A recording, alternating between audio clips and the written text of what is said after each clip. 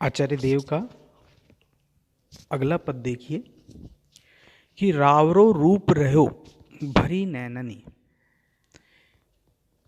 बैननी के रस सो श्रुति सानो, गात में देखत गात तुम्हारे ही, बात तुम्हारी बात बखानो, ऊधो हहा हरि सो कहियो, तुम हो न इहाँ यह हो नहीं मानो, या तनते बिछरे तो कहा, मनते अनते जू बसो तब जानो।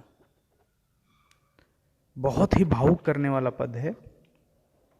वास्तव में भ्रमर गीत प्रसंग पर न केवल भक्ति काल, न केवल रीति काल, बल्कि आधुनिक काल में भी विभिन्न कवियों ने अपनी काव्यात्मक क्षमता का परिचय दिया है और हर बार यह प्रसंग जो है वो मन को उद्वेलित करने वाला रहा है।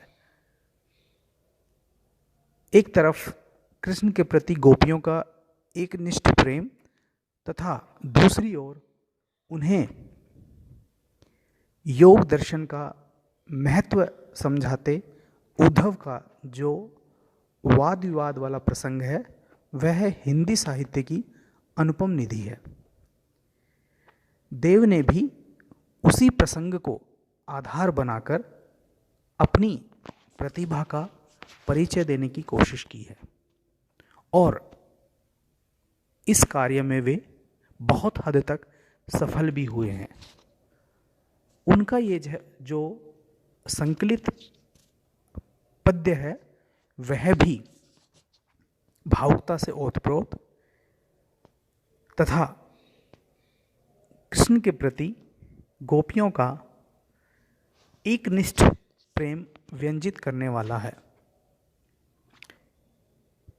प्रस्तुत पद में गोपियां अपने आप को श्री कृष्ण से रंच मात्र भी दूर न समझते हुए उद्धव को यह संदेश दे रही हैं कि भले ही भौतिक रूप से शरीर रूप से कृष्ण हमसे अलग हो गए हों, लेकिन हमारे मन में, हमारी आत्मा में वे सदैव के लिए विद्यमान हो गए हैं।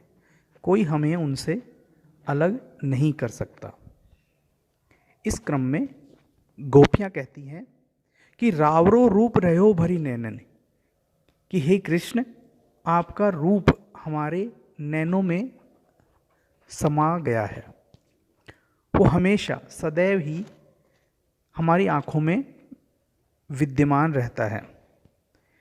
बैननी के रस सो श्रुति सानो, और जब हम कुछ वाणी बोलती हैं तो वह वाणी वास्तव में हमारी न होकर मानो तुम्हारे ही वचन हो, अर्थात हम वाणी से भी सिर्फ तुम्हारी ही बातें करते हैं, तुम्हारी ही गुणों का बखान करते रहते हैं। गात में देखत गात तुम्हारो, अर्थात जब हम किसी शरीर को भी देखते हैं, चाहे वो स्वयं का हो चाहे कोई अन्य का हो, हमें सिर्फ तुम्हारी छवि उस शरीर में नजर आती है। बात तुम्हारी बात बखानो, और जो बात हम करती हैं, जो बात, जो चर्चा, जो विचारों का विनिमय हम एक दूसरे से करते हैं, उन विचार विनिमय का सबसे बड़ा जो स्रोत है वो केवल तुम्हारी ही बातें हैं। अर्थात हमारी बातें भी तुमसे ही शुरू होती हैं और तुम पर ही खत्म होती हैं। उद्धव को बहुत कातरता से वे निवेदन करती हैं कि हे उद्धव हरि सो कहियो, कि उन हरि से यह जरूर कहना कि तुम हो न यहाँ यह हो नहीं मानत, कि तुम यहाँ नहीं हो ये हमारा मन कभी स्वीकार नहीं कर सकता, हम कभी नहीं मान सकते।